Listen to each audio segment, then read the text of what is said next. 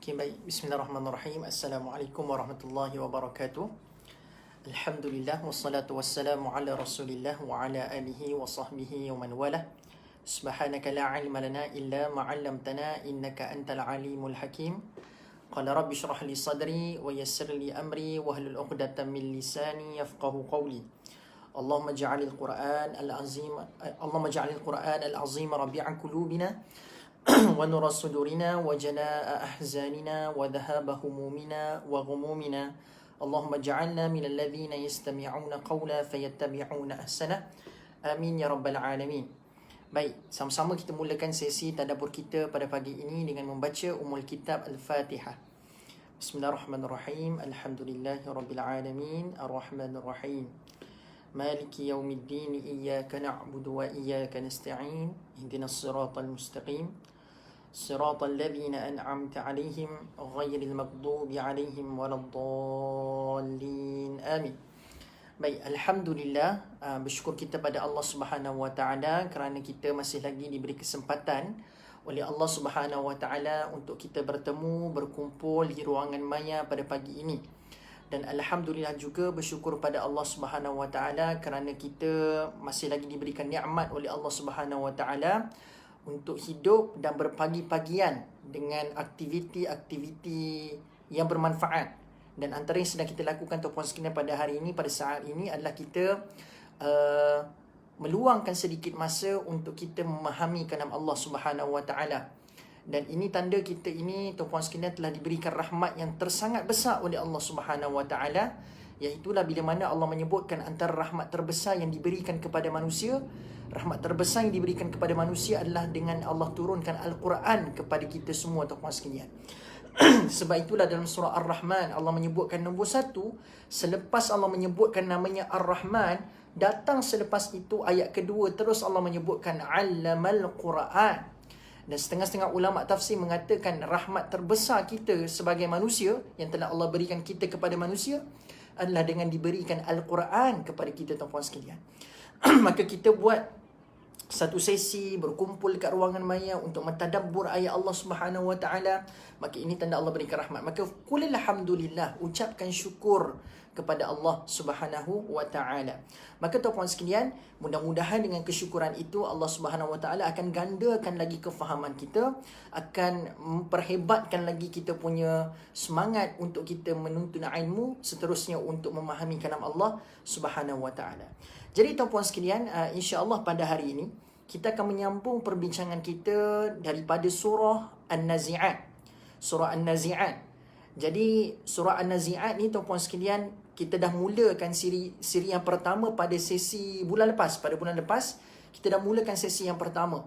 Yang mana tuan-puan sekalian, pada sesi yang pertama baru-baru ni, siri pertama, kita telah berbincang tentang bagaimana pentingnya kita tahu satu surah itu dimulakan dengan sumpah. Kan? Kita ingat lagi tak, pada kuliah bulan lepas saya bagi tahu apakah kepentingan satu-satu surah itu dimulakan dengan sumpah. Iaitu kita dah bincang pada minggu lepas. Tuan-puan sekalian, minta maaf, saya terlupa nak tanya kan, sebab ramai dah start join ni. Saya punya suara dan audio, suara audio dan saya punya gambar ataupun kita punya video ni clear ke tak clear?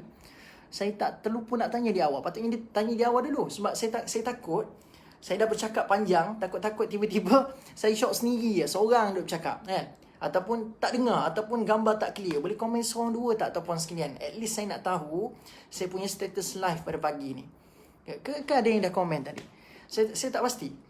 Sebab saya nak tahu juga status ni, takut saya shock sendiri ya. Okay, baik.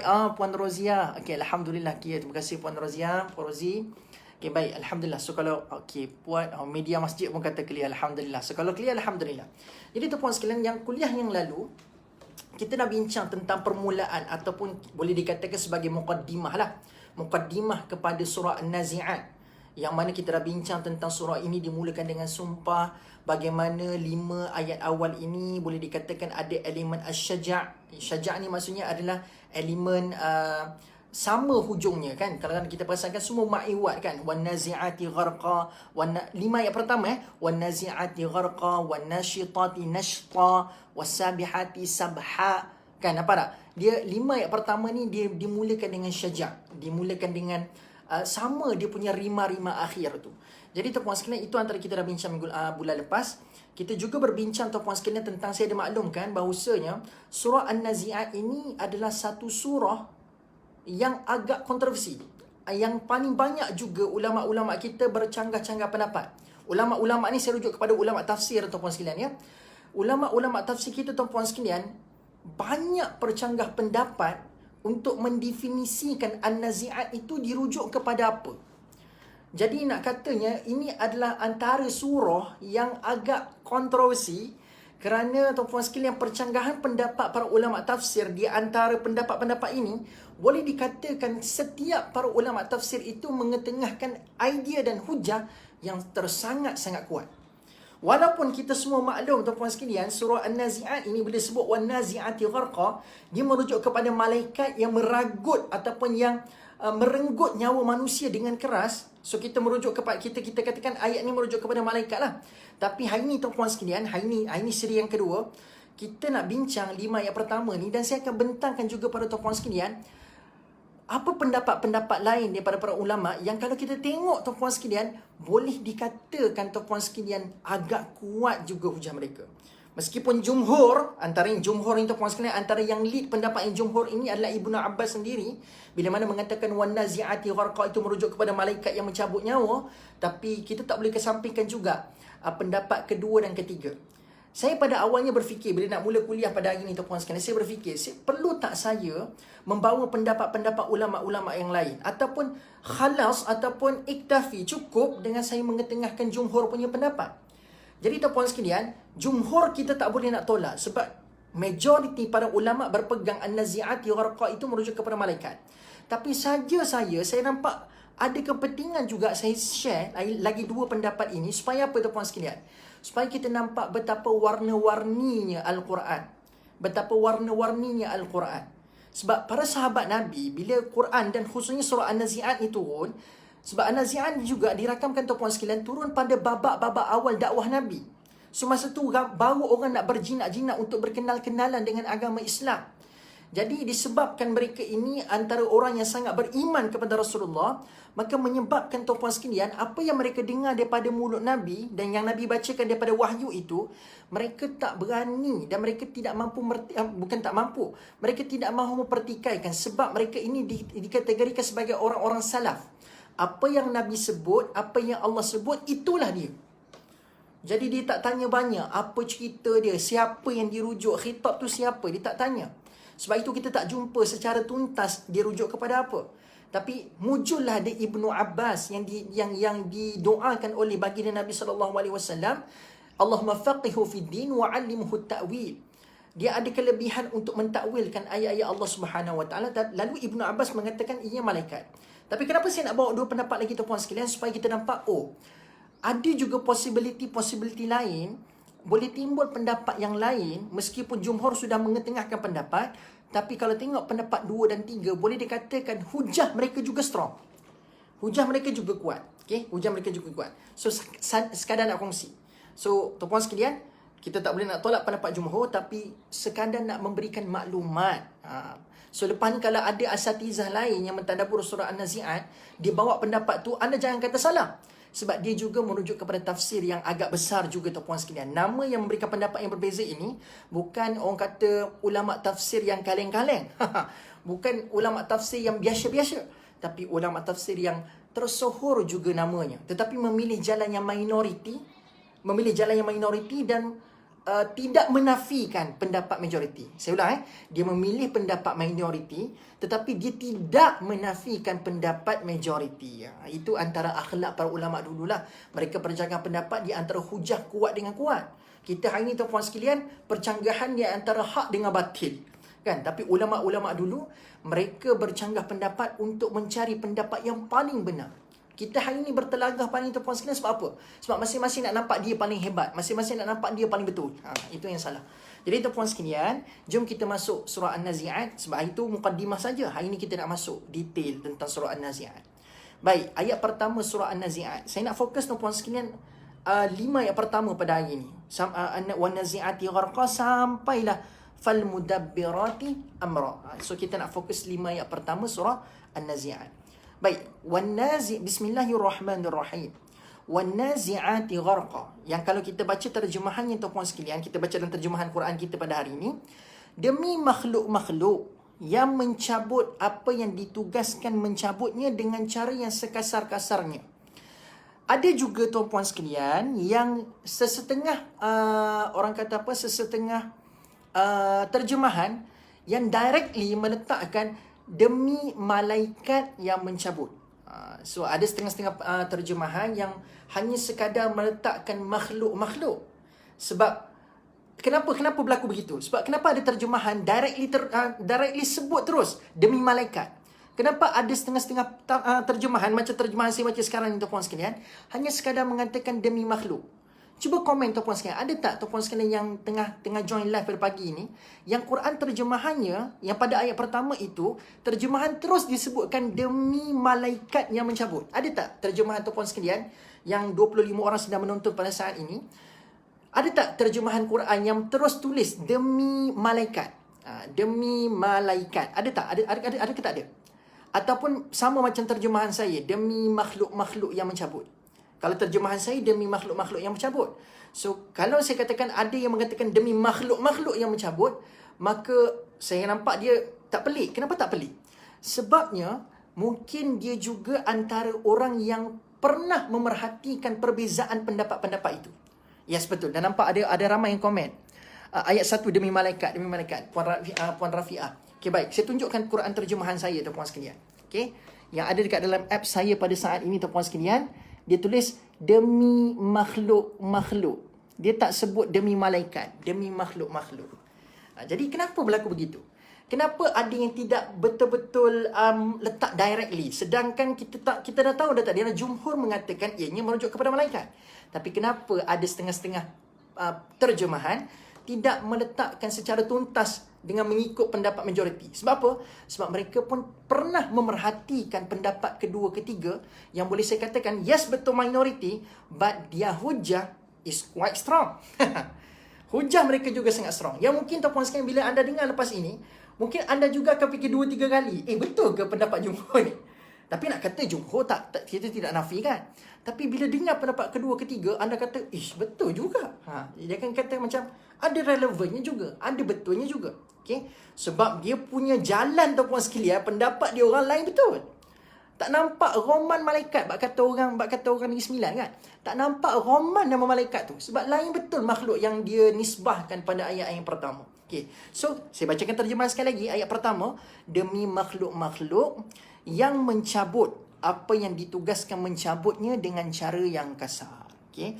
Baik tuan-puan sekalian, seperti mana saya bentangkan tadi tuan-puan sekalian, memang obviously jumhur ulama tafsir mengatakan wan-nazi'ati gharqa, siapa yang makhluk-makhluk yang mencabut dengan keras itu, lalu dirujuklah kepada malaikat. Ini adalah seperti mana yang dirakamkan dalam tafsir Al-Baghawi, bila mana merakamkan pendapat Ibnu Abbas. Dia mengatakan, Ibnu Abbas sendiri mengatakan bila sebut nazi'at, nasyitat, sabihat, sabiqat, mudabbirat. Sebab kalau anda tengok 5 ayat pertama tu puan sekalian, anda perasan tak? Ada nazi'at, pada ayat kedua nasyitat, ayat ketiga sabihat, ayat keempat sabiqat, ayat kelima mudabbirat. Maka tu puan sekalian, 5 ayat pertama ni, kata Ibnu Abbas selaku orang yang telah didoakan dengan satu doa yang superb daripada baginda Nabi SAW, Ibnu Abbas mengatakan semua ini merujuk kepada angels ataupun malaikat. Okay? Tetapi tuan-puan sekalian, pendapat kedua daripada Hasan al-Basri. Siapa tak kenal Hasan al-Basri, tuan-puan sekalian? Hasan al-Basri memilih pendapat yang berbeza. Hasan al-Basri mengatakan wan-nazi'ati gharqa, nazi'at, nasyitat, sabihat, sabiqat dengan mudabbirat ini dia merujuk kepada bintang. Kan lain tu. Tadi tu jumhur mufassirun mengatakan ianya adalah malaikat, tetapi Hasan al-Basri antara ulama yang tersohor juga namanya tuan-puan sekalian mengatakan dia memilih pendapat nazi'at, nasyitat, sabihat, sabiqat, mudabbirat ini merujuk kepada apa tuan-puan sekalian? Merujuk kepada bintang. Merujuk kepada bintang. Kenapa? Sebab tuan-puan sekalian, dikatakan tuan-puan sekalian, komet ataupun bintang ni adalah sesuatu yang dicabut daripada langit. Sebab kadang-kadang kan tuan-puan sekalian, kalau kan kita baca suratul Muluk, Allah kata, a'udzubillahi minasyaitonirrajim, wa laqad zayyana as-samaa'a ad-dunya bimasabih. Kan Allah hias langit dunia itu dengan bintang-bintang. Lalu kan ada dalam fenomena alam semula jadi pada hari ini, adanya yang dinamakan sebagai komet ataupun ada yang dinamakan sebagai shooting star. Lalu tuan-puan sekalian, bukankah pada asalnya Allah jadikan ianya statik di situ untuk menghiasi langit, lalu disebabkan berlaku komet, shooting star dan sebagainya, lalu nazi'ati gharqa. Hasanul Basri melihat ayat ini seolah-olah bintang yang dijadikan sebagai perhiasan itu telah dicabut daripada tempat asalnya. Sebab itu tuan-tuan sekalian dikatakan nazi'ati gharqa itu merujuk kepada merujuk kepada bintang yang tercabut dari tempat duduknya yang pada asalnya menjadi perhiasan. Dan begitu juga ayat-ayat lain. Tapi pendapat Hasanul Basri ini adalah yang paling minoriti. Okey. Sepatutnya saya letak pendapat Hasanul Basri ini nombor 3. Tapi sebab dia tak banyak cerita sikit, sebab pendapat ketiga ni which means saya nak letakkan sebagai pendapat kedua, yang ni banyak cerita sikit. Hasanul Basri punya pendapat inilah pendapat yang paling minoriti. Minoriti. Jarang-jaranglah kita dengar orang berpegang kepada pendapat bintang ini. Tetapi pendapat yang saya nak kongsikan lepas ini tuan-puan sekalian, yang ni pendapat yang kalau kita dengar tuan-puan sekalian, nampak macam betul juga. Baik, ini adalah pendapat ketiga. Tapi saya sebenarnya letakkan pendapat kedua. Tapi sengaja saya dahulukan pendapat ketiga, letak kedua tadi tu supaya dia cepat habis sikit. Tapi yang saya nak banyakkan masa untuk kongsi pendapat yang ketiga yang sepatutnya nombor 2 ni. Okey, baik. Pendapat ini tuan-puan sekalian, kenapa saya katakan pendapat yang ketiga ni adalah pendapat yang strong, dan ulama yang melatari pendapat ini juga bukan kaleng-kaleng, sebab yang mendukung pendapat ketiga ini tuan-puan sekalian adalah antaranya Al-Islahi rahimahullah. Siapa tak pernah dengar tafsir Islahi? Dah ada terjemahan pun tuan-puan sekalian, Ponder over the Quran, tak silap saya nama tafsir dia. Terjemahan dia tulis Ponder over the Quran lah. Ada English punya version. Saya tak tahu dalam bahasa Melayu dah ada ke belum. Al-Islahi ni tuan-puan sekalian adalah satu ulama yang sangat luar biasa ya, dari sudut ilmu tafsirnya. Lalu tuan-puan sekalian, apa pendapat dia? Pendapat ketiga yang juga dipelopori oleh Al-Islahi. Al-Islahi mengatakan an-nazi'ati gharqa wan nashitati nashta sabihati sabha sabiqati sabqa fal mudabbirati amra. Dia merujuk kepada angin. Dia merujuk kepada apa tuan-puan sekalian? Dia merujuk kepada angin. Sebab kalau saya punya nota tuan-puan sekalian, saya ada notes. Nota saya tuan-puan sekalian menyenaraikan ada banyak hujah yang diketengahkan oleh Islahi untuk mengatakan an-nazi'at ini merujuk kepada angin. Why? Okay. Satu, kenapa Islahi mengatakan an-nazi'at ini merujuk kepada angin? Sebab an-nazi'at ini, kalau kita tengok kan, kalau kita belajar bahasa Arab, bahkan saya rasa tuan-puan sekalian dekat Masjid Mukminun pun memang ada kelas bahasa Arab yang kita join. Jadi kalau kita belajar bahasa Arab, nazi'at ini adalah jamak untuk muzakkar ke muannas. Cek komen sikit tuan-puan sekalian. An-nazi'at, nashitat, sabihat, sabiqat, mudabbirat. Ini adalah jamak yang menggambarkan feminin ataupun masculine, ataupun boleh dalam bahasa Arabnya muannas ke muzakkar, laki ke perempuan. Bahasa mudahnya macam tu. Dia merujuk kepada laki ke perempuan. Kalau nazi'at, nashitat, ini apa benda ni? Muannas ke jamak untuk muannas ke jamak untuk muzakkar? Yes, Puan Aziza. Jamak untuk muannas. Dia merujuk kepada feminin ataupun merujuk kepada perempuan.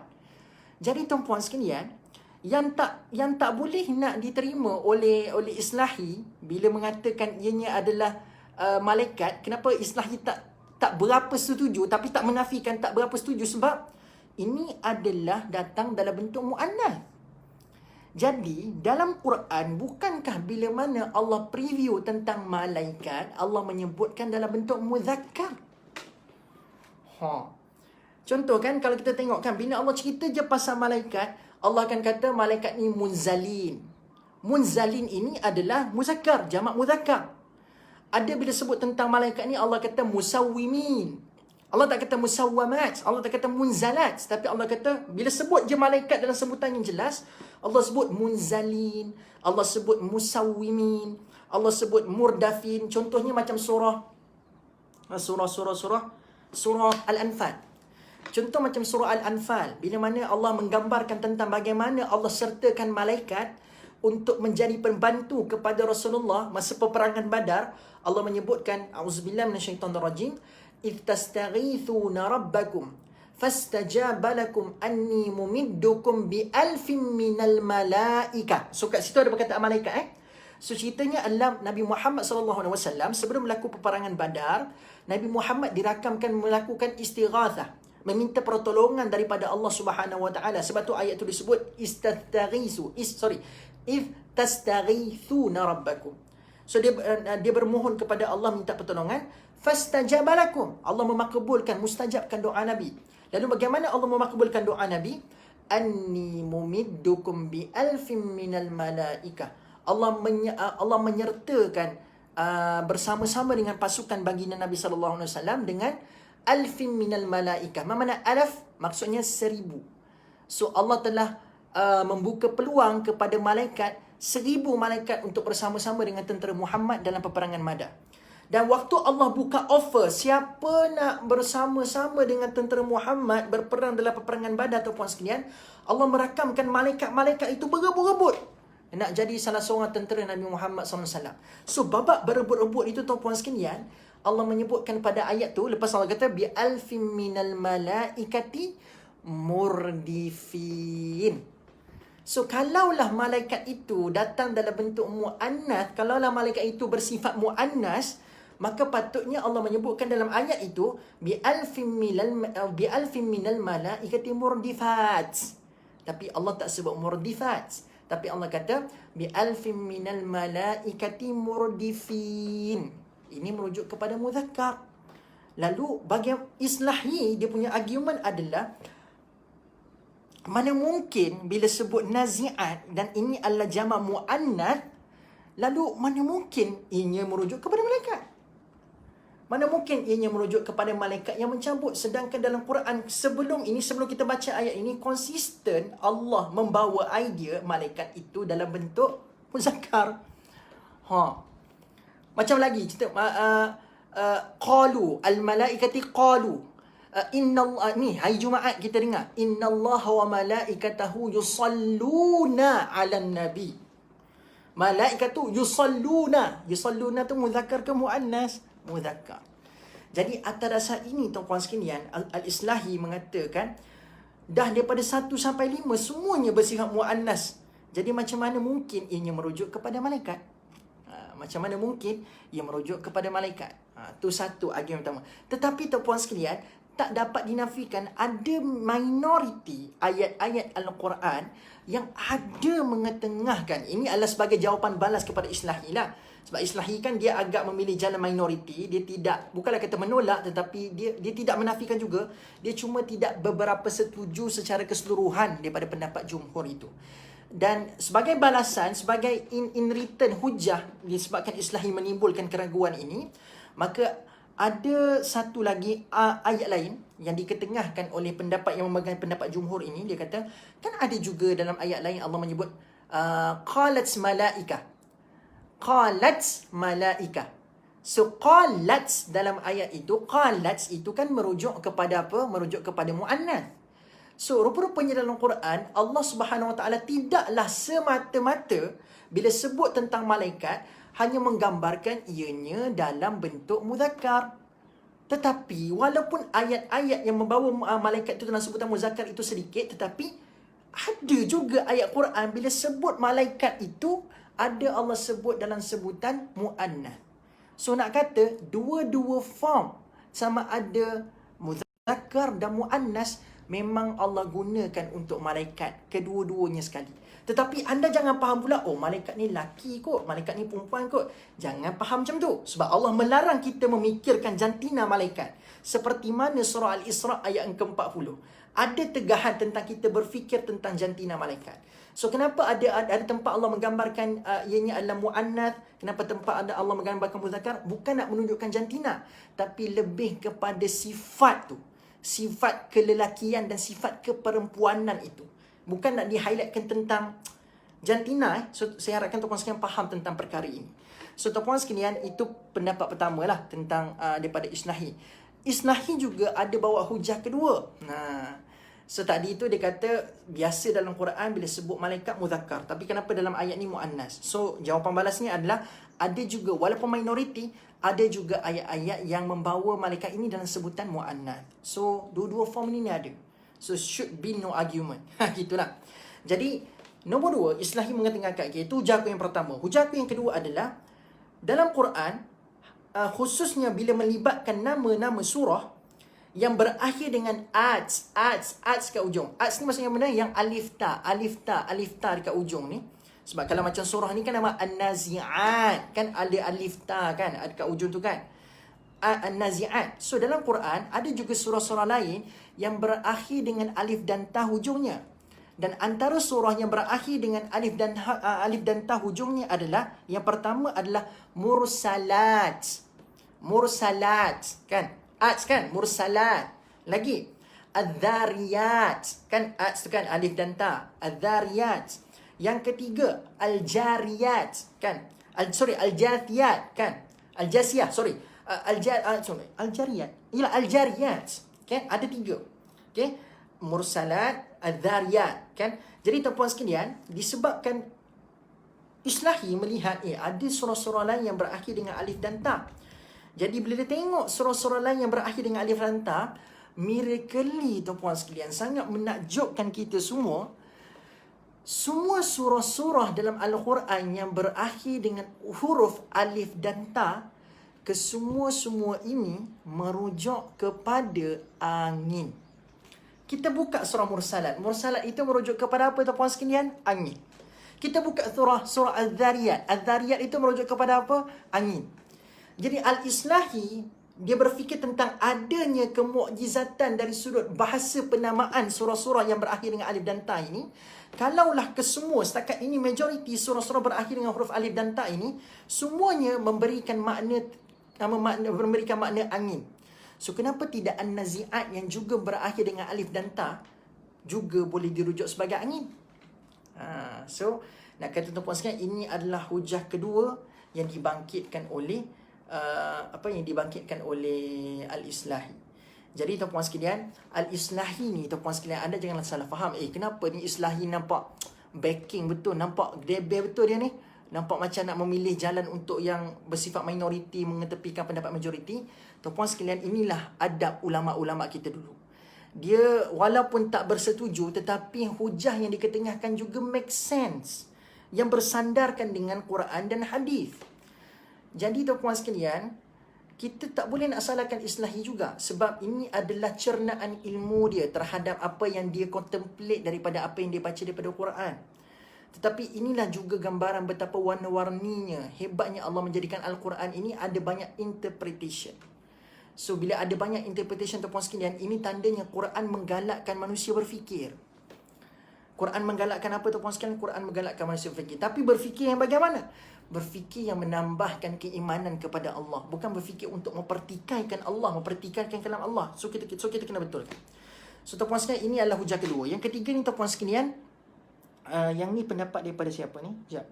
Oh, tidak dirakamkan pendapat daripada siapa, cuma dia kata ada pendapat yang mengatakan kenapa An-Nazi'at ini tidak dirujuk kepada malaikat. Antara faktornya adalah dikatakan dalam satu hadis yang sahih, mengatakan bila kita mati, roh kita akan dicabut daripada kita punya tu ni apa benda? Ibu jari kan. So digambarkan dalam hadis tersebut, malaikat bila nak cabut nyawa manusia, malaikat akan tarik daripada ibu jari tu. So dalam hadis tu seolah-olah memberikan isyarat bahawasanya tidak ada berlaku malaikat kena masuk dalam badan manusia nak kena tarik roh manusia keluar daripada jasad. Tak. Hadis tersebut memberikan isyarat malaikat cuma tarik nyawa manusia daripada toe saja, daripada ibu jari saja. So tidak ada berlaku babak masuk dalam badan manusia. Kenapa saya sebutkan tentang masuk dalam badan manusia? Sebab ada ayat ketiga surah An-Nazi'at merujuk kepada wasabihati sabaha. Sabihat ini tuan-tuan sekalian seolah-olah macam ada babak masuk ataupun ada babak kena selam dalam jasad manusia untuk menarik nyawa manusia keluar daripada jasad ini. Hakikatnya hadis tersebut mengatakan bahawasanya nyawa tu akan tercabut, malaikat akan cabut daripada tu saja, tak ada babak yang seolah-olah memberikan isyarat malaikat kena masuk ke dalam, tak ada. Jadi ini juga pendapat yang mengatakan tak logik malaikat yang ni, sebab tak ada pun babak dalam hadis tersebut yang mengatakan malaikat kena masuk dalam badan. Tapi dalam ayat ini wasabihati sabah, seolah-olah malaikat tu kena menyelam masuk ke dalam jasad manusia baru boleh dikeluarkan benda tu. So tuan-puan sekalian, saya tahu tuan-puan sekalian pendapat-pendapat ini agak mencabar pemikiran kita, tetapi tuan-puan sekalian, bagi saya inilah penting kita membuka tafsir supaya kita tahu di saat ada percanggahan pendapat-pendapat ini, apa pendapat yang dipegang oleh jumhur. Ada apa pendapat yang dipegang oleh jumhur. Sebab tak dapat dinafikan tuan-puan sekalian, ada saja dekat Malaysia ini yang hanya menyampaikan tuan-puan sekalian pendapat-pendapat yang minoriti tetapi tidak mengetengahkan pendapat jumhur. So kenapa saya bawa ni? Kenapa saya bentang saya dahulukan pendapat jumhur dan saya bawa selepas itu baru pendapat minoriti? Supaya lepas ni kalau anda dengar orang lain membentangkan, anda tidak terus menyalahkan. Sebab pendapat itu memang wujud, bukan yang direka-reka. Itu je tujuan saya bentang. Tetapi saya sendiri menggalakkan untuk kita lebih tenang berpegang kepada pendapat jumhur. So there are no doubt bila jumhur yang lebih berilmu daripada kita mengatakan ianya merujuk kepada malaikat, khalas, tamat. Tetapi ada pun anda dengar pendapat minoriti tadi untuk sekadar knowledge. So bila anda dengar ustaz lain tadabbur dia sebut tentang dia memilih pendapat angin, tak usah terkejut. Tak usah terkejut. Ada pendapat-pendapat lain, asatizah lain menyampaikan surah An-Nazi'at, dia mengatakan ianya merujuk kepada bintang. So tak usah terkejut. Just cool down. Okay, cool down. Jangan terus mengatakan ustaz tu salah. Sebab hakikatnya percanggahan para ulama dulu di antara betul dengan betul. Bukan macam kita, di antara betul dengan salah. So boleh faham tuan-puan sekalian? So far boleh follow ataupun rasa macam ustaz tak sepatutnya bincang pendapat minoriti dan majoriti ini. Patutnya ustaz bawa majoriti je, saya tak nak dengar minoriti. So faham tak? Anda rasa okey tak okey tuan-puan sekalian saya bawa benda ni? Tetapi akhlaknya bagi saya mencadangkan kita pegang pendapat jumhur. Okey ke tak okey so far? Ataupun rasa macam tak payah bawa pun tak apa. So far okey tak dengan knowledge yang anda dapat ni? Membuka pemikiran anda tak kepada Al-Quran? Boleh komen sikit tak? Dia open your mind or not? Membuka pemikiran anda ke tidak tuan-puan sekalian? Dan ini juga tuan-puan sekalian, salah satu lagi perkara yang saya nak sampaikan. Nak kata apa dunia pentafsiran Al-Quran dilakukan oleh ulama-ulama kita dengan begitu rencam sekali. Nak kata tafsir yang sampai kat kita hari ini bukan tafsir yang sekadar nak buat tulis buku, tidak. Tetapi nak kata tuan-puan sekalian, tafsir yang muncul ini telah melalui deep thinking yang sangat mendalam daripada ulama-ulama tafsir kita. Tetapi tuan-puan sekalian, sayang kan kita hari ini, Allah nak kata macam mana ya? Kita ni mungkinlah, saya sendirilah, kita ni tidaklah berilmu mana, bahasa Arab kita pun tonggang-langgang lagi, kan? Tetapi tuan-puan sekalian, kita sendiri hari ini dengan ilmu kita yang cetek, kita bawa penafsiran kita sendiri. Kan? Tetapi ulama-ulama kita dah berhabis banyak masa, perbincangan yang sangat lumat dan matang dalam menghasilkan tafsir yang boleh kita jadikan sebagai disiplin, guru disiplin kita untuk tak keluar daripada landasan, kita tak rujuk pun. Tetapi banyak mendahulukan akal fikiran kita. Nak kata betapa lumatnya perbincangan sebab pendapat kedua ketiga pun agak matang juga dipersembahkan. Tapi kenapa kita hari ini tidak ada motivasi untuk merujuk tafsir kita pada hari ini? Okay? So ini sebagai satu seruan dan wake up call. Rupa-rupanya tafsir kita ni berkualiti sebab dia telah melalui satu proses perbincangan yang sangat-sangat matang, yang telah menyebabkan kita ada keyakinan untuk berpegang dengan pendapat-pendapat yang diketengahkan oleh tafsir-tafsir yang muktabar pada hari ini. Okay, jelas saya tuan-puan sekalian, ini je tujuan saya. Seterusnya tuan-puan sekalian, okay. So sekarang, now, ingat lagi tak saya kata, saya memilih untuk berpegang pendapat jumhur. Okay, berpegang kepada pendapat jumhur. Dan inilah pendapat yang mungkin tidak akan ada isu akan perbincangan. Okay, tidak akan ada isu, insyaAllah. Baik. So kita sekarang sepakat mengatakan nazi'ati gharqa sampailah mudabbirati amra ni dia merujuk kepada malaikat. So apa cerita ni ayat 1 sampai 5 tuan-puan sekalian? Allah menyebutkan wan nazi'ati gharqa, dan demi malaikat yang mencabut dengan cara yang sekasar-kasarnya. Kan saya pernah sebutkan tuan-puan sekalian, kalau kita perhatikan ayat 1 sampai 5, ayat 2, 3, 4, 5 ini, yang tu saya dah kongsi dah pada bulan lepas. Ayat 2, 3, 4, 5 ni, kalau kita ayat 2, 3, 4, ayatnya bila mana Allah sebut nasyitat, Allah akan guna selepas itu maf'ul mutlaq bi lafzi. Allah menggunakan maf'ul mutlaq dengan lafaznya. Kan, penegasan dengan lafaz sendiri. Nasyitat, nashta. Kan, nashta tu kan datang daripada word yang sama dengan nasyitat. Ayat ketiga, sabihati sabahat. Sabahat kan datang daripada word sabihat tu. Ayat keempat, sabiqat sabqa. Sabqa tu kan datang daripada perkataan sabiqat tu. Tapi nak kata tu puaskan 2, 3, 4, dia gunakan maf'ul mutlaq bilafzi, dengan lafaznya tersendiri. Tetapi ayat pertama Allah menyebutkan tuan-puan sekalian nazi'at, patutnya kalau nak ikut maf'ul mutlaq bilafzi dengan lafaznya, Allah sebutlah wan nazi'ati naz'a. Tapi Allah tak sebut wan nazi'ati naz'a, tapi Allah menyebutkan dengan maf'ul mutlaq bi ghairi lafzi, maf'ul mutlaq yang bukan daripada lafaznya, iaitu Allah menyebutkan wan nazi'ati gharqa. Kan saya dah ceritakan juga hikmah dia kenapa tuan-puan sekalian, sebab nazi'at ini maksudnya mencabut. Mencabut. Patutnya kalau sebut naz'a, dan demi malaikat yang mencabut dengan secabut-cabut-cabutnya. So kalau itu pun, kalau kita baca tuan-puan sekalian, itu telah memberi gambaran betapa dahsyat dan dah kasar dah. Kalau ikutkan tuan-puan sekalian, kita faham cabut dengan secabut-cabutnya. Which mean nampak kesungguhan yang sangat mubalaghah, nampak kesungguhan yang sangat melampau. Malaikat ni nak cabut nyawa manusia ni. Nak cabut nyawa manusia. Tapi Allah nak bagi tahu gambaran tentang bagaimana sakitnya mati. Allah tidak sekadar menggunakan maf'ul mutlaq bil lafzi. Sebab kalau kata cabut secabut-cabutnya, itu pun dah cukup kasar. Tapi bila Allah bawa bi ghairi lafzi, dengan lain daripada lafaznya, Allah sebut gharqan, nak katanya tuan-puan sekalian, cabutnya malaikat nanti, nyawa manusia nanti, malaikat akan cabut dengan kasar yang lebih kasar daripada kasar, lebih kasar daripada kasar. Tetapi tuan-puan sekalian, still remember, hakikatnya ini adalah yang normal. Dan nak katanya itulah normal nak cabut nyawa manusia. Hakikatnya bila direnggut nyawa seseorang manusia itu, hakikatnya sakit, semua orang akan rasa sakit.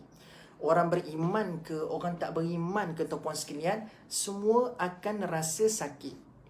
Tetapi yang membezakan tuan-puan sekalian adalah orang yang beriman saat dia merasai kesakitan sakaratul maut, Allah Subhanahu Wa Taala mencampakkan ketenangan untuk menghadapi kesakitan.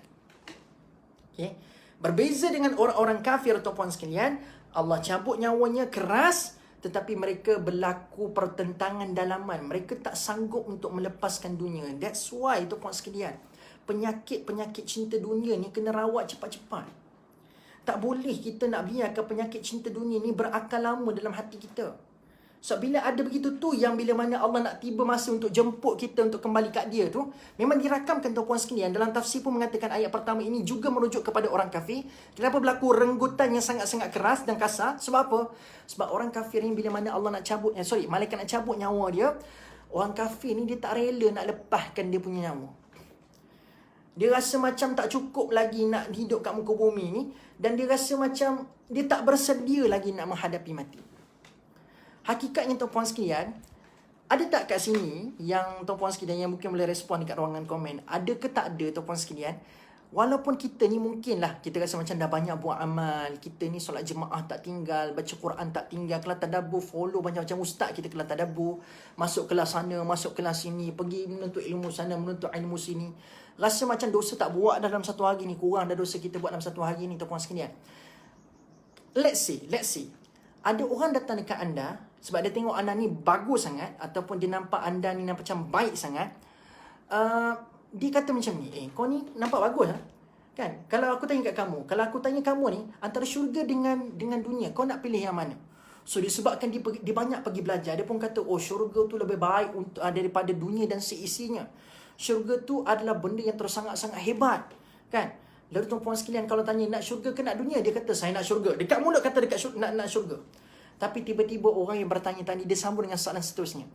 Okey, kalau kau dah baik dan kau kata kau nak syurga, kan? Kalau kau baik dan kau kata nak syurga, okey tak kau sekarang ni kau minta pada Allah untuk matikan kau sekarang? Kan? Kau kan dah baik. Dan aku dah tanya tadi, kau nak dunia kan nak syurga? Kau kata kau nak syurga. Kan? So sekarang ni aku cabar kau, boleh tak kau minta ke Allah sekarang, tanda tangan minta ke Allah, matikan kau sekarang. So kalau kau mati, kan boleh dapat syurga, kan kau dah baik. So hakikatnya tuan-puan sekalian, walaupun hakikatnya tak ada lagi lah zaman sekarang kawan-kawan kita yang buat tara macam ni, dia punya level persoalan tu. Tapi tuan-puan sekalian, kalau itulah soalan yang pernah ada dimunculkan oleh orang sekeliling anda, kalau kamu dah rasa cukup baik dan kalau kamu rasakan syurga itu lebih baik daripada semua benda, nak tak kita minta mati sekarang tuan-puan sekalian? Cuba jawab kat ruangan komen. Sekadar nak tahu lah. Nak minta mati lah, tak nak minta mati sekarang tak tuan-puan sekalian? Kok lah memang saya rasa insya-Allah Ustaz, dengan amal saya ni, dengan apa saya dah buat kalau ni kat dunia ni, rasa boleh dah ni. Boleh dah ni. InsyaAllah ni syurga ni. Kalau mati ni syurga ni confirm. Ada tak tuan-puan sekalian yang berani mengatakan betul dah kata dah tu? Nak katanya tuan-puan sekalian, hakikatnya kalau kita rasa kita dah baik macam mana sekalipun, kan, kalau ada orang minta kita minta matilah sekarang, kan, kalau kamu matikan kamu masuk syurga. Hakikatnya kita sendiri pun tidak cukup kuat. Tidak cukup kuat. Yang inilah yang kita baca tuan-puan sekalian dalam surah Al-Jumu'ah. Kalau kita baca surah Al-Jumu'ah, kan Nabi Muhammad sallallahu alaihi wasallam bila mana menyampaikan Quran, kan ada orang-orang Bani Israel yang mereka ini adalah golongan ahli kitab. Mereka juga beriman kepada Nabi Musa alaihi salam. Lalu tuan-puan sekalian, anda tahu tak? Dahlah dalam kitab Taurat yang mereka baca itu memang telah disebutkan dengan jelas terang lagi nyata, mengatakan akan muncul Rasul akhir zaman. Dan bila mana Rasul itu datang kepada kamu menyampaikan sesuatu kebenaran, maka kamu kena ikut. Tapi apa yang berlaku kepada Bani Israel yang kononnya mengatakan kami telah beriman kepada Allah, beriman kepada Nabi Musa, percaya kepada kitab Taurat. Tapi tiba-tiba Nabi datang, mereka susah nak terima ajaran Nabi. Mereka kata cukuplah sekadar kami mengikuti ajaran Nabi Musa dan Taurat. Lalu tuan-puan sekalian, Allah meminta Nabi Muhammad SAW mengatakan kepada Bani Israel yang agak ketegak dan degil ini, Nabi diminta oleh Allah untuk berkata begini, Qul innal mauta alladhi tafirruna minhu fa innahu mulaqikum. Sorry. Walladhi ba'atha fil ummiyina rasulan minhum yatslu 'alaihim ayatihi wa yuzakkihim wa yu'allimuhumul kitaba wal hikmah wa in kanu min qablu lafi dhalalin mubin wa akharina minhum lamma yalhaqu bihim wa huwal 'azizul hakim. Zalika fadlullah yu'tihi man yasha. Qul innal mauta alladhi tafirruna min fatamannawul mauta in kuntum sadiqin. Sorry, saya tak ingat permulaan ayat dia, tetapi ada word fatamannawul maut. Fatamannawul mauta in kuntum sadiqin. So nak katanya Nabi ni sebab dah tengok degil sangat Bani Israel ni, kau nak kata macam holier than thou, dia rasa macam dia tu dah terlalu hebat, dah terlalu berilmu, bahkan dia kata macam mana, dia kata aku dah cukup lah, aku dah beriman kepada Allah, beriman kepada Nabi Musa, kami dah ada Taurat dah untuk kami beriman, cukup lah tu, kan. Apa lagi nak renew keimanan ni, kan. Dan tuan-puan sekalian, Allah minta Nabi cabar, Allah minta sebutkan cabaran ini kepada mereka, fatamannawul maut, cuba kau minta mati, in kuntum sadiqin. Kalau kamu rasa sekarang ni kamu orang yang benar, walaupun dalam Taurat kamu sini mengatakan akan muncul Nabi akhir zaman, dan kena ikut Nabi tu, kalau dia dah muncul depan mata kamu, kalau kamu rasa kamu dah benar dan kamu dah cukup beriman, fatamannawul maut, minta mati sekarang, in kuntum sadiqin, kalau kamu orang yang benar. Tahu tak apa respon mereka dan apa yang mereka cakap, kata puan sekalian? Wala yatamannawul mauta in wa ma yatamannawhu abadan bima qaddamat aydihim. Mereka tidak akan pernah minta mati sampai bila-bila. Wala yatamannawnahu abadan, sampai bila-bila pun dia tak akan minta mati. Sebab apa? Bima qaddamat aydihim, sebab dia tahu apa yang pernah dia persembahkan kepada Allah sebelum ini.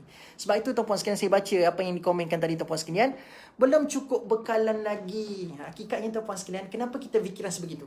Sebab kita sendiri kenal diri kita, dan kita pernah tahu, dan kita semua tahu tuan-puan sekalian, apa yang pernah kita buat kat muka bumi ini, yang sentiasa menjadi keraguan kepada kita untuk sentiasa nak tahu bahawasanya aku punya dosa yang pernah aku buat sebelum ni dah diampunkan oleh Allah ke belum?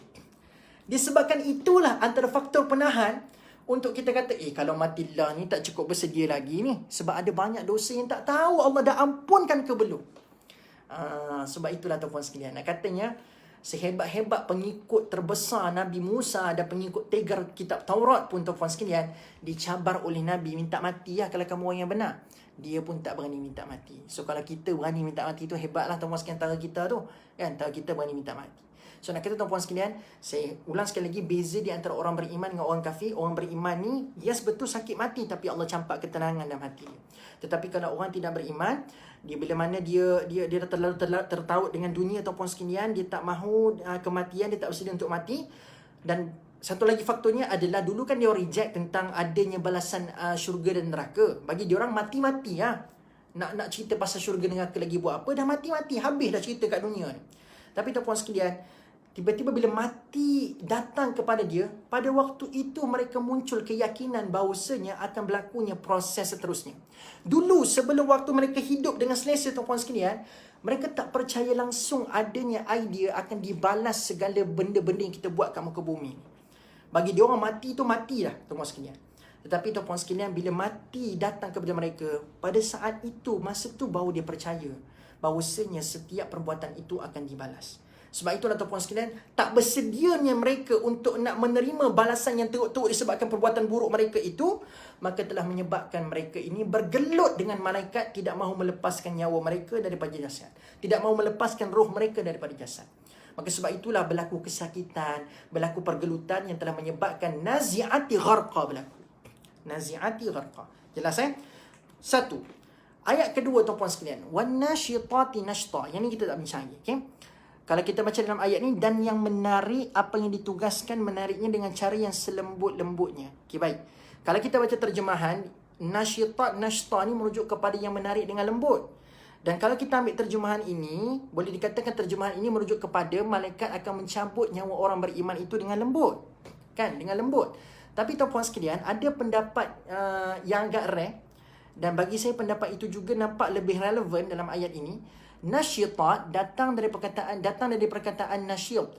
Bukan nasyid nyanyi itu, tidak tuan-puan sekalian. Tu nasyid, tu dal. Okey. Nasyid, nasyata, nasyid. Nasyid ini merujuk kepada aktif. Aktif. Sebab itu pelajar yang aktif kita katakan sebagai tulabun nasyid. Sebagai seorang pelajar yang aktif. Kan? Orang yang aktif kita panggil sebagai nasyid, orang yang aktif. Jadi saya nampak nasyitati nashta ini berdasarkan pendapat yang saya nampak agak kuat juga dan nampak lebih relevan nak dikaitkan dengan ayat pertama dengan kedua. So ayat kedua ini merujuk kepada malaikat yang bergerak dengan tersangat-sangat aktif. Kenapa aktif tuan-tuan sekalian? Kenapa dikatakan nasyitati nashta ini aktif dan kenapa malaikat itu dikatakan aktif? Kenapa? Sebab malaikat ini bila mendengar Allah perintahkan kepada dia, wahai malaikat, contohnya Israel kan. Bila Israel datang memanggil, jangan terlupa nama malaikat yang mencabut nyawa lah. Kalau lupa sangat tuan-puan sekalian, nyanyi lagu tu. Bila Israel datang memanggil, tu. Kalau terlupa lagi lagu tu, tak tahu cakap apa lah. Kan, malaikat yang mencabut nyawa, namanya malaikat Israel. Kan, bila Israel tuan-puan sekalian, nak cabut nyawa manusia, tuan-puan sekalian, bila mana dia dapat perintah. Sebab Allah yang akan tahu hidup mati manusia ni. So, Allah bagi tahu kat malaikat, wahai malaikat, masa orang tu dah sampai, kau pergi cabut nyawa dia. Kan? Allah perintahkan kamu, kau pergi cabut nyawa fulan bin fulan. Kan? Dan satu ayat Quran kan kita dah tahu kan tuan-puan sekalian, bila tiba ajal manusia ni tidak akan mampu diawalkan walaupun sesaat dan tidak akan mampu dilewatkan walaupun sesaat. Inilah hakikat kematian. Bila dia nak mai tuan-puan sekalian, dia akan mai. Dan dia tidak mampu dilewatkan dan tidak akan mampu dipercepatkan walaupun sedetik, walaupun sesaat. Jadi tuan-puan sekalian, bila mana malaikat didengar perintah Allah tu, kena cabut nyawa fulan bin fulan. Malaikat pada waktu itu tuan-puan sekalian, tak ada pula digambarkan, ya Allah, kan dia disebutkan dalam ayat pertama, aku ni bergelut, aku ni terpaksa menggunakan tenaga keras untuk cabut nyawa manusia ni. Baru lepas cabut nyawa seorang tu tadi, kan? Baru lepas cabut nyawa seorang fulan ni tadi. Tiba-tiba baru nak duduk rehat sekejap, kau minta aku cabut nyawa lain pula. Kan? So tuan-puan sekalian, malaikat tak digambarkan sebegitu. Tapi malaikat disebut oleh Allah nasyitati nashta, tersangat aktif. Maksudnya, dia dengar je perintah Allah Azza wa Jal untuk mencabut nyawa fulan bin fulan, bersegera dia untuk pergi menyahut seruan itu. Saya memilih pendapat aktif ni tuan-puan sekalian sebab dia kena dengan ayat 1, ayat 2, ayat 3. Okay? Sebab dah cabut dengan kasar, mungkin akan mengakibatkan keletihan barangkali, akan mengakibatkan berlaku trauma sebab berlaku pergelutan, sebab orang kafir tak nak lepaskan nyawanya, kan? Itu puan sekalian, malaikat tidak begitu. Malaikat dapat perintah, nasyid ni maksudnya aktif, cergas. Dia tidak delay lah. Dia tidak menangguhkan ibadah ataupun menangguhkan dia punya ketaatan kepada Allah. Hakikatnya mencabut nyawa ni untuk malaikat adalah ibadah. Sebab itu adalah perintah daripada Allah. Mengikut perintah Allah itu dikira sebagai ibadah. Dan kita nampak tuan-puan sekalian, malaikat ni bila mana nak melakukan ibadah, sebab Allah perintahkan untuk dia buat benda tu, so dia lakukan ibadah sekarang ni. So malaikat melakukan ibadah dengan aktif dan cergas. Walaupun sedang berbicara tentang malaikat, dia sedang berbicara tentang kita. Apa persamaan kita dengan malaikat tuan-puan sekalian? Kita dan malaikat adalah hamba kepada Allah yang telah diberikan perintah untuk kita taat dan untuk kita beribadah kepada dia. Ini persamaan kita dengan malaikat. Despite perbezaan kita ni daripada tanah, dia daripada cahaya, tak usah fikir tu. Persamaan kita dengan malaikat adalah kita adalah hamba Allah yang wajib taat dan beribadah kepada dia. Jadi tuan-puan sekalian, disebabkan persamaan ini, malaikat disebut oleh Allah, dipreviewkan oleh Allah bila mana nak melakukan ibadah, nak tunjukkan ketaatan, dia tunjukkan dengan begitu cergas dan aktif. Kita ni bila mana beribadah kepada Allah Azza wa Jal, lagu mana kita? Kita ni taruh mana? Kita ni adakah benar-benar bila mana nak melakukan ibadah kepada Allah Azza wa Jal, kita ni tunjukkan tak kecergasan, tunjukkan tak kita punya keaktifan, ataupun kita ni nak angkat takbir pun nampak lemah, ataupun nak angkat takbir pun kita nampak leweh je. Kita nampak macam tak bersemangat je. Nak macam mana sebab terpaksa ustaz tak semayangkan dosa. Sebab dalam fikiran kita begitu kan tuan-tuan sekalian, barangkali nak macam mana zuhur lagi 4 rakaat, Allah 4 rakaat panjangnya.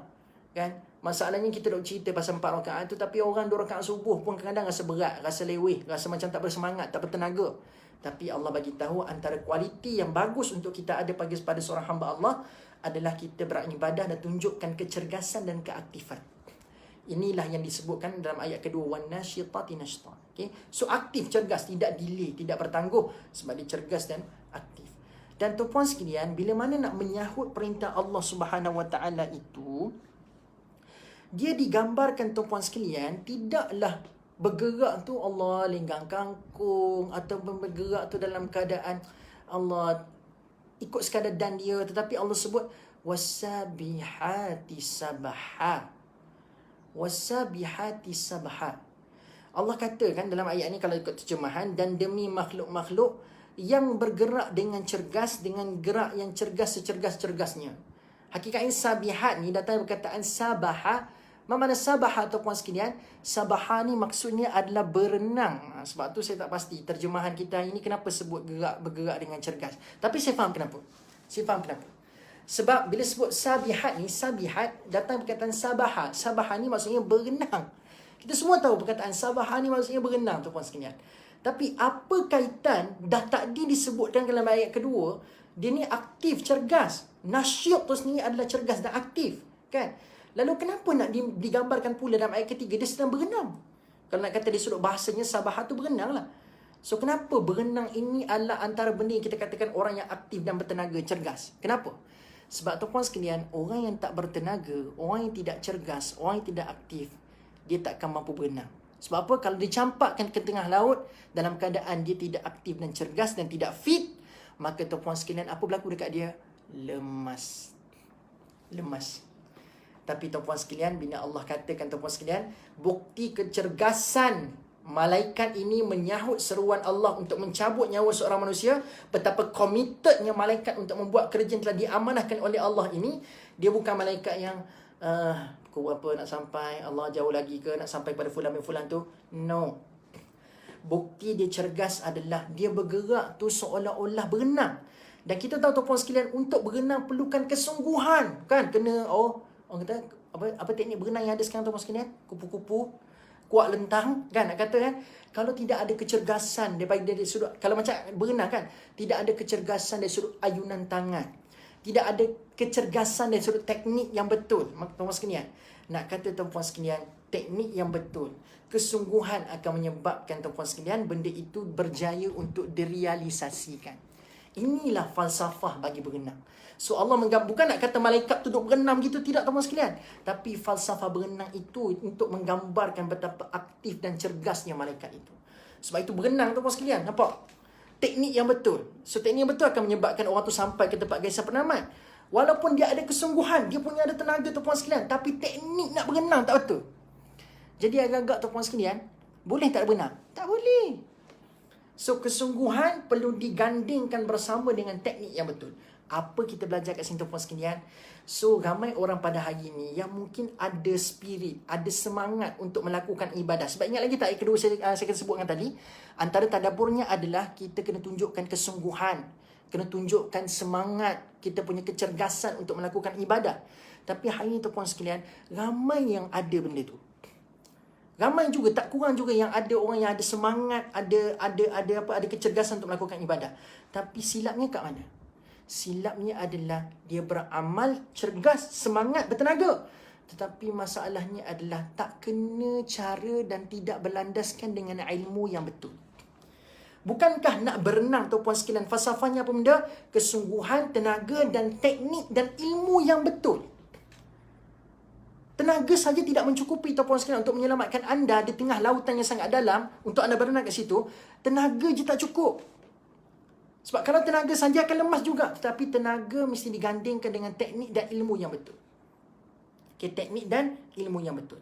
Macam ibadah tuan-puan sekalian, tenaga mesti digandingkan dengan ilmu yang betul. Tak boleh sekadar bersemangat nak melakukan kebaikan, tetapi ilmu yang sahih tentang ibadah yang kita lakukan tak ada. Berapa ramai manusia yang kononnya kata buat baik, tetapi tuan-puan sekalian tidak berlandaskan ilmu yang betul. Na'udzubillah min zalik. Kita bukan nak jadi orang yang bersemangat sahaja tuan-puan sekalian, tapi kita nak orang yang bersemangat melakukan amal-amal yang sahih. So sebab itu tuan-puan sekalian, semangat perlu digandingkan dengan ilmu. Nak beramal perlu digandingkan dengan ilmu. Ini juga adalah falsafah bagi berenang. So apa kaitan malaikat yang ada tenaga dan juga ada teknik yang betul ni? Nak kata tuan-puan sekalian, teknik yang betul itu adalah bila mana menepati apa yang Allah berkehendakkan. Maksudnya bila Allah perintahkan sekian-sekian benda, ilmu yang Allah berikan kepada malaikat untuk mencabut nyawa ni, kau cabut dengan kasar. Kau cabut dengan keadaan-keadaan sedemikian. Kau cabut dengan begitu. So itulah ilmu yang telah diterapkan oleh malaikat untuk mencabut nyawa orang tu tadi. Dia tidak akan berlaku sebarang alteration pun. Oh Allah bagi tahu macam ni, dia kata takkan nak buat cara macam ni je. Dia pun otter sikit. Allah kesiannya dekat manusia ni. Allah suruh renggut dengan sekerah-kerahnya. Renggut dengan sekelip mata. Tapi tengok muka dia baby face, nampak muka innocent, nampak macam tak bersalah. Tak apalah, tahi lembut-lembut lah. No. So bila Allah telah beri pengetahuan kepada malaikat, sebab ilmu tentang mati ni dan apa amal yang dia buat tu hanya Allah je yang tahu. Macam mana keadaan yang sepatutnya untuk dijemput untuk kembali ke alam akhirat ni, Allah je yang tahu. Maka Allah berikan ilmu itu kepada malaikat dan bagaimana nak cabut nyawa dia. Setelah Allah berikan ilmu itu kepada malaikat, malaikat tidak akan buat sebarang alteration. No alteration. Kalau Allah suruh tara macam tu dia buat. Ini membuktikan, ini memberikan isyarat betapa taatnya malaikat kepada Allah. Ini falsafah berenang tuan-puan sekalian. Instruktor kata anda kena cek kaki kat bawah, tapi anda kejung ke kaki, mati ya. Tenggelam ah. Mati pula. Tenggelam ah. Tuan-puan sekalian. Sebab anda nak alteration. Kalau kaki ni dia akan tolak kita ke atas. Kalau saya buat macam ni saja kan okey. Dia nak buat alteration. Katanya mungkin teknik dia tu lebih berkesan. Tapi tuan-puan sekalian yang coach tu ataupun instructor tu dah berpuluh tahun mengajar orang berenang. Dia dah ada knowledge dah. Orang yang nak cipta teknik baru banyak yang tenggelam. Tapi tuan-puan sekalian tiba-tiba kita ingkar arahan instructor. Apa berlaku tuan-puan sekalian? Tak selamat. Dan tuan-puan sekalian, falsafah berenang pada malaikat ni adalah membuktikan bagaimana Allah telah berikan ilmu macam mana nak cabut, macam mana keadaan sepatutnya dijemput orang ini. Maka malaikat akan buat totally macam mana ilmu yang telah diberikan oleh Allah kepada dia. Takkan ada sebarang alteration. Allah kata bergerak dengan cepat, kau kena ambil masa 2 saat, kau kena ambil sekarang. Sekarang dia sampai dekat depan manusia. Tak ada pula kata 2 minit kejap. Lambat sikit ya Allah, lambat sikit. Macam kita lah. Kan? Bila mak kita suruh kita pergi salat, kita kata kejap dulu kan. Waktu kecil-kecil dulu, kejap kan, kejap. Hati-hatilah tuan-puan sekalian, sebab kita ni hamba, Allah tu Tuhan. Kalau kita faham konsep Tuhan dengan hamba, kan kita tak akan ada sebarang toleransi untuk nak cepat melakukan ketaatan pada Allah. Betul tak? Macam Tuhan kita, kalau kita ni orang gaji tuan-tuan sekalian, Tuhan kita kata dia nak kopi sekarang. So kita akan buat apa? Ada berani tak dekat mulut kita kata sat. Kalau kita orang Kedah, kan? Sekejap. Berani tak kita cakap macam tu? Cuba jawab, tepuk dada, tanya iman. Dah Tuhan kita menjerit kat luar sana, bagi perintah kat kita nak kopi sekarang. Dia kata sekarang. Ada berani tak kat mulut kita ni tengah buat something yang mungkin tengah texting our boyfriend, ataupun texting our girlfriend, ataupun kita mungkin tengah apa lagi. Macam-macam benda kita tengah buat sekarang tu, benda-benda yang menggembirakan hati kita. Tapi sebab buah dah kata nak sekarang, ada berani tak kita kata kejap? Tak ada. Sekarang kita bingkah bangun. Dengan manusia yang tidak ada kuasa kepada kita, tuan-puan sekalian. Dia sekadar bergelar nama Tuhan sahaja. Dia majikan sahaja. Tapi tuan-puan sekalian, bila Allah bagi, kenapa kita bertangguh? Manusia kita boleh taat dengan cepat. Kenapa dengan Allah kita bertangguh? Malaikat tidak sebegitu, tuan-puan sekalian. Malaikat bila mana Allah perintah begitu, ilmu begitu, cara macam tu, dia buat totally macam tu. Allah kata sekarang cabut. Sekarang dia cabut. Inilah kualiti yang ada para malaikat. Baru kita baca sampai ayat ketiga, tuan-puan sekalian. Okay? Fasabiqati sa'ada. Ayat keempat, tuan-puan sekalian, disambung. Fasabiqati sabqa. Allah. Ya, fasabiqati sabqa ni bagi saya, Allah, ni lagi super. Sabihat tadi, nasyitat sabihat. Okay. Allah, tak ada whiteboard pula. Kalau siapa yang biasa follow kelas saya dekat Majid Mukminun, dia tahulah saya dengan whiteboard ni macam kawan baik. Kan? Tapi nak kata, tuan-puan sekalian, harap-harapnya sampai, sebab biasa saya kena conteng kat depan. Okay, macam ni. Anda kena dengar, berimajinasi sedikit. Okay. Anda kena letakkan ayat 2 dengan 3 ni di bawah satu benda. Kalau anda perasan, ayat 2 dengan 3 ni, saya bahaskan sekali. Apa kefahaman secara kesimpulan tentang saya nak sampaikan ayat kedua dengan ketiga ini? Nak katanya malaikat ini, bila mana mendapat perintah daripada Allah nak kena campur nyawa manusia tu, dia akan bercepat-cepatan. Dia akan wasari'u. Dia akan sari'. Dia akan cepat. Sebab apa? Nasyitat, cergas, aktif. Kan gambarkan kecepatan dan sebagainya. Sabihat. Nampak tak? Sabihat, kesungguhan. Ini kan menggambarkan kecepatan, tuan-puan sekalian. So, idea ayat 2 dengan ketiga ni, tuan-puan sekalian, the idea is sari'u. Cepat. Okay? 2 dengan 3. So, saya letak dah dia punya understanding untuk ayat 2 ketiga ni. Dia memberikan idea ataupun gambaran tentang betapa sari'anya, betapa cepatnya malaikat ni nak melakukan sesuatu benda, untuk melakukan satu ketaatan. Tapi tuan-puan sekalian, kalau masuk pertandingan lumba lari, kalau dulu dekat sekolah dulu ada rumah merah, rumah biru, rumah hijau, rumah kuning, kan? Setiap rumah ini akan hantar orang yang paling slow ke orang yang paling cepat dekat rumah dia. Nak katanya, tuan-puan sekalian, pertandingan lumba lari dimasuki ataupun disertai oleh orang yang cepat-cepat ke ataupun ada orang yang lambat. Hakikatnya, tuan-puan sekalian, orang yang masuk pertandingan lumba lari, semuanya berlari dengan cepat. Semua cepat-cepat belaka. Nak kata rumah biru pun cepat, rumah hijau pun cepat, rumah merah cepat, rumah kuning cepat, semua cepat belaka. Tapi yang membezakan apa? Semua cepat, tetapi dalam semua yang cepat itu ada yang mendahului. Saya ulang dalam cepat-cepat semua orang itu tadi, semua cepat yang masuk pertandingan lumba lari, tapi yang membezakan tempat 1, 2, 3 adalah siapa yang mendahului. So, tuan-puan sekalian, bila saya kata ayat 2 dengan 3 menggambarkan sari'u, cepat, hakikatnya, tuan-puan sekalian, cepat tu cepat dah. Tapi kualiti malaikat dia bukan sekadar cepat, tetapi dia sabiqat. Boleh faham tak, tuan-puan sekalian? Dia bukan sekadar cepat untuk melakukan ketaatan, tetapi dia adalah orang yang mendahului ketaatan kepada Allah. Nak kata, tuan-puan sekalian, it's a comparison to us. Ini memberikan gambaran ataupun comparison dengan diri kita. Kan, manusia kat muka bumi ni. Sebab kan saya katakan persamaan kita dengan malaikat, kita adalah hamba Allah. So, dekat muka bumi ni, tuan-puan sekalian, ada tak orang yang cepat melakukan ketaatan? Dapat perintah, cepat buat. Ada tak ada orang yang beribadah kepada Allah, taat dekat Allah, dapat perintah, dia taat cepat-cepat pada Allah Azza wa Jalla? Ada tak ada? Ada.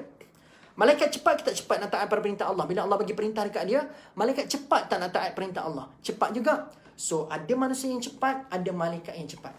Tapi tuan-puan sekalian, Allah bagi tahu malaikat ni beza sebab apa? Sebab dia ialah Nabi. Nabi ni, tuan-puan sekalian, ialah Nabi pun cepat. Tapi nak kata, tuan-puan sekalian, Hebatnya malaikat ni, nak dibandingkan kita yang juga hamba Allah Azza wa Jal, malaikat ini adalah makhluk yang dikatakan sentiasa mendahului. Dalam keadaan ramai hamba-hamba Allah Azza wa Jal yang bercepat-cepatan untuk melakukan amal-amal salih, melakukan ketaatan, malaikat ini disebut sebagai orang yang sabiqati sabqa, mendahului. Mendahului dalam memberikan ketaatan kepada Allah Subhanahu wa taala. Sebab itulah tuan-tuan sekalian, kita bacakan antara kebiasaan para malaikat ini. Allah tidak pernah meminta kepada malaikat ini secara terang untuk bertasbih, kan? Untuk mengucap tahmid. Tapi tuan-tuan sekalian, kita pernah baca satu ayat yang nak bagi tahu tuan-tuan sekalian, malaikat ni antara kebiasaan yang tak pernah lekang kat mulut dia, yusabbihu bihamdika wa nuqaddisu lak. Dia sentiasa melakukan tasbih, melakukan orang kata apa benda, melakukan tahmid, sentiasa mensucikan diri dia. Nak katanya dia lakukan satu amalan ketaatan secara istimrar, walaupun tak diminta tetapi dia melakukan. Sebab apa? Dia tak perlu tunggu Allah minta, dia dah buat dulu. Inilah maksudnya mendahului. Itu yang dikatakan mendahului tuan-puan sekalian. Dia tak boleh tuan-puan sekalian mendahului. Allah kata dah waktu, sebab solat tu kan masuk Zuhur pukul 1. Pukul 1 3 minit, 1 4 minit. Janganlah pula anda kata, ustaz kata tadi kualiti yang terbaik bukan sekadar cepat-cepat buat kebaikan, tapi mendahului buat kebaikan. Kita pergi bantai tuan-puan sekalian, pergi sembahyang Zuhur pukul 11 pagi. Tak boleh Dia tak boleh. Itu bukan maksud mendahului. Maksudnya, di saat ramai orang bercepat-cepatan, kita ni memilih untuk mendahului daripada orang-orang yang cepat tadi. Orang pergi sembahyang Jumaat tuan-puan sekalian, walaupun sembahyang Jumaat ni agak sentimental untuk orang lelaki sekarang ni tuan-puan sekalian, lama tak dapat pergi sembahyang Jumaat kat Selangor. Tapi tuan-puan sekalian, saat ramai orang bercepat-cepatan, sebab masjid sudah ada limit, dia punya ada kuota untuk siapa boleh masuk. Tapi daripada yang cepat-cepat itu, orang yang mendahului yang akan dapat masuk masjid. Tapi tuan-puan sekalian, yang dapat masuk masjid, yang dapat masuk masjid tuan-puan sekalian semua dah cepat dah. Tapi yang mendahului adalah orang yang duduk dekat saf paling depan sekali dalam solat Jumaat. Boleh beza tak maksud sari'u dan sabiqu? Serupa-rupanya tuan-puan sekalian, dua sifat ini, sari'u ilal khairat, sabiqu ilal khairat, adalah dua amalan yang perlu kita sentiasa buat. So kita mulakan dengan kita biasakan diri untuk cepat buat kebaikan. Buat ketaatan tu cepat-cepat, jangan tangguh-tangguh. Selepas kita dah mampu untuk biasakan diri untuk kita cepat-cepatkan. Yes, betul Puan Hasbah. Iaitu kita kena be proaktif. Yes, betul. That's the very nice word yang saya cari pada tadi lagi. Proaktif kan. Tak perlu tunggu orang nak suruh. Itu maksudnya sabiqu. Okay. Cepat tu biasa, tetapi be proactive, do something without orang suruh, maka itu adalah, orang kata apa benda? Adalah mendahului. Orang pergi sembahyang Jumaat, nak sembahyang Jumaat tu je. Itu yang disuruh oleh Allah. Tapi tuan-puan sekalian, orang yang proaktif, dia akan melakukan ibadah sunat sebelum sembahyang Jumaat. Nampak? Itu beza sari'u dan sabiqu. Tapi malaikat Allah menggambarkan kepada dia ni dalam ayat ini, dia adalah orang yang sari'u based on ayat 2 dengan 3, dan dia juga adalah orang-orang yang sabiqu. Got it? Okay. So tuan-puan sekalian, apa kita ni? 10.41. Ada lagi 20 minit lagi. Betul, kita start 9.30. Jadi pukul 11. Okay. Baik tuan-puan sekalian. Pukul 11 ke pukul 10.30 ni? Puan Rozi boleh komen tak? Kita berapa jam ni? Saya lupa nak tengok berapa lama kita punya sesi ni. Pukul 11 ke pukul 10.30? Nampak bersemangat ni kita ni. Kalau diizinkan masa, saya nak ambilkan satu ayat. Boleh penganjur komen tak? Saya sebenarnya sampai pukul berapa ni? 10.30 ke pukul 11? Saya rasa macam pukul 11. Kan? Betul ke? Betul ke? Puan Aida, Puan Rozi, tolong komen sikit. Pukul 11 ke pukul 10.30? Kan? Tak tenang pula nak masuk satu ayat lagi ni. Dah, cuba komen sikit. Saya sedang menanti komen itu dengan penuh sabar, penuh debaran. Pukul 11 ke pukul 10.30 sebenarnya? Sejam ke ataupun sejam setengah? Ada siapa yang nak komen tak? Penganjur lah khususnya. Sebab saya takut ada kuliah lain lepas ni. Yang tu saya tak nak kacau. Kan? Kalau sebelum ni kat Majlis Mukminun kan, lepas saya habis kuliah, oh lagi lama lagi bagus. Tu Puan Juwita je lah. Saya nak kena habis dah. Puan Juwita kata lagi lama lagi bagus. Okay. Nak kata macam mana? Ada penganjur nak komen tak? Sebab macam saya kat Mukminun dulu kan, lepas habis kelas saya kan ada kelas lain. Saya takut lepas ni ada juga sesi macam tu. Which mean 1 jam 15 minit. So lebih kurang ada 2 minit lagi. Okay, 2 minit lagi tuan-puan sekalian. 2 minit lagi. Okay, insyaAllah lepas ni saya akan cuba take note. 1 jam 15 minit lepas ni insya-Allah. Baik tuan-tuan sekalian, sambung ayat terakhir. Saya ambil 2 minit 3 minit saja. Which means Allah sebut pada ayat terakhir, ayat kelima yang saya akan jadikan sebagai penutup pada hari ini. Allah sebut fal mudabbirati amra, serta menyempurnakan tadbir urusan alam yang diperintahkan kepadanya. Sumpah demi sumpah, sesungguhnya kamu akan dibangkitkan hidup semula pada hari kiamat. So nak katanya tuan-tuan sekalian, bila mana Allah perintahkan kepada dia akan sempurnakan mudabbirati amra. Mudabbir ni maksudnya adalah tuan-tuan sekalian, Allah tak kata dia sekadar buat. Kan? Dia bukannya sekadar orang yang falyamalu amra. Dia melakukan segala yang diperintahkan oleh Allah. Tapi Allah kata fal mudabbirati amra. Maksudnya bila dapat satu perintah daripada Allah, kan tadi kan perintah apa yang Allah bagi tadi kalau anda masih follow? Perintah untuk cabut nyawa manusia. Bayangkan Israel adalah malaikat yang memang ditugaskan mencabut nyawa. Itu tugas yang main ataupun dominan yang pada malaikat Israel. Tetapi tuan-puan sekalian, tengok kualiti malaikat ini tuan-puan sekalian. Dia bila dapat perintah daripada Allah, dia bukannya malaikat yang memilih untuk lah ini benda biasa je lah, kacang ini dia pun buat macam tu je. Tetapi nak katanya malaikat ini ada high quality. Setiap satu perintah, walaupun perintah yang sama, dia sentiasa akan melakukan tadbir, akan melakukan pentadbiran yang very teliti dan spesifik untuk melakukan perintah itu. Mudabbirah kan pentadbiran, takbir. Apa benda idea tentang pentadbiran? Management, professionalism, ketersusunan ataupun apa lagi? Ketelitian. Ini adalah benda yang melatari perkataan tadbir, pentadbiran, mudabbirat. Maksudnya, dan Allah kata mudabbirati amra. Maksudnya setiap satu perintah, walaupun tiap masa dengar perintah untuk nak cabut nyawa fulan bin fulan, tapi tuan-puan sekalian, sentiasa dipersembahkan ketelitian. Sebab pentadbiran, mudabbirat, sentiasa dipersembahkan professionalism. Sentiasa dipersembahkan dengan penuh tersusun. Inilah malaikat. Maksudnya tuan-puan sekalian, macam mana nak aplikasikan? Macam mana kita nak mengibrahi malaikat yang kita belajar daripada ayat 1 sampai 5? Kita setiap hari memang dah tahu dah rutin kita adalah apa tuan-puan sekalian? Kita kena solat.